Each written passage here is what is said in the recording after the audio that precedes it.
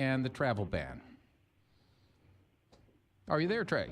Yes, I am. Oh, okay. Hey, how are you? Yeah. Very good. So the president is claiming a victory in this 9-0 decision, partially upholding the travel ban.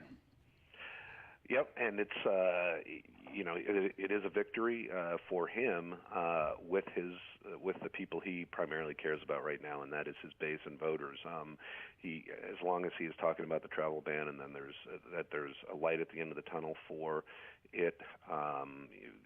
Any type of validation right now is a win for him.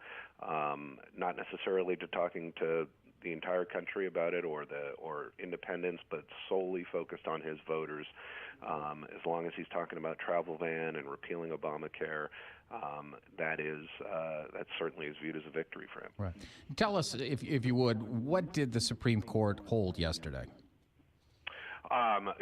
We're still trying to get some of the details out of it, but it's basically they didn't do a lot. They validated some elements of it on the national security front, basically saying that yes, the president has the authority to take actions when it comes to national security. They certainly did not address how we're talking about specific countries or specific groups of people. They kicked the can down the road a little bit on a number of the legal aspects of this, but the fact that they did validate any of this at all, I think, is why you're seeing the president show a lot of, is very happy and doing kind of a victory lap, so to speak, with the people that he cares about. And the court will take it back up again in its October session. Is that correct? Yes, it will.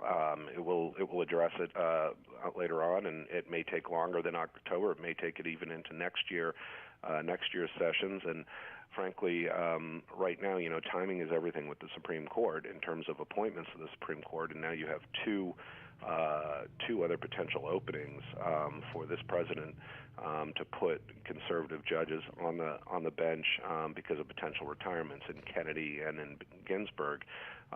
So not that those are going to be happening anytime soon, although the Kennedy one could happen this year, but certainly by next year. But it certainly will happen. Both of those will likely happen during the president's first term. There was a lot of speculation yesterday that Justice Kennedy might announce his retirement yesterday. No such announcement came. Any news on whether that's being actively considered before the next term? No, I mean he's not necessarily shown his cards on that. I think that there are a lot of people that believe that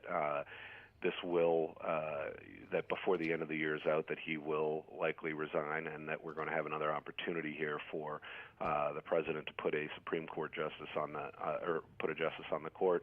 And then you have Ruth Bader Ginsburg that has not necessarily made her intentions known, but there's been a lot of discussion and rumors that she does not plan to stay on that much longer either. So, again, one of the most powerful things you have as a president is the power of appointment and being able to put together a Supreme Court that obviously can stand the test of time and history. And this is it's not very often you have this many opportunities to be able to do three this quickly as a president. And that looks like that's what he's going to have an opportunity to do. It looks like also that we may be hearkening back to the times of the Judge Bork nomination and a kind of down in the gutter to the death battle over these nominations. Yes, I mean, I think right now what you have politically in this country is some clear battle lines that are being drawn by both parties, but certainly by this president and the Republican leadership. They're not trying to run a national campaign right now. They're not trying to run a appeal to the masses, if you will, appeal to independents. There is right now one focus of theirs and one focus only, and that is to say, hey, we've got this core group of voters over here. We think that they're enough to continue to keep the momentum going for us. So we are, regardless of what the media or the middle or the left think of these things, we are going to go full steam ahead on them. And that's why I think talking about the travel ban and the repeal of Obamacare and the potential of being able to appoint more conservative judges again, it may not be viewed as a victory lap for some in the media or those on the left, or maybe even some independents. But certainly, if you're in the Trump White House or in the Republican leadership right now, you're thinking very positively. And I think again, a lot of headlines, a lot of social media about Justice Gorsuch as being an example of what the president can do and success he had in appointing that conservative judge to the Supreme Court. Well, yeah, and as we know with Judge Gorsuch, I mean, the president and the Senate use the nuclear option, which is not necessarily precedent-setting, but it's not necessarily that it was unprecedented, but it's I think you're going to see that the whole 60-vote threshold for a Supreme Court justice is just not going to be that important or essential anymore. So you're going to see less fights over these Supreme Court justices, and they're going to be the ones that the president wants, which will be likely more conservative.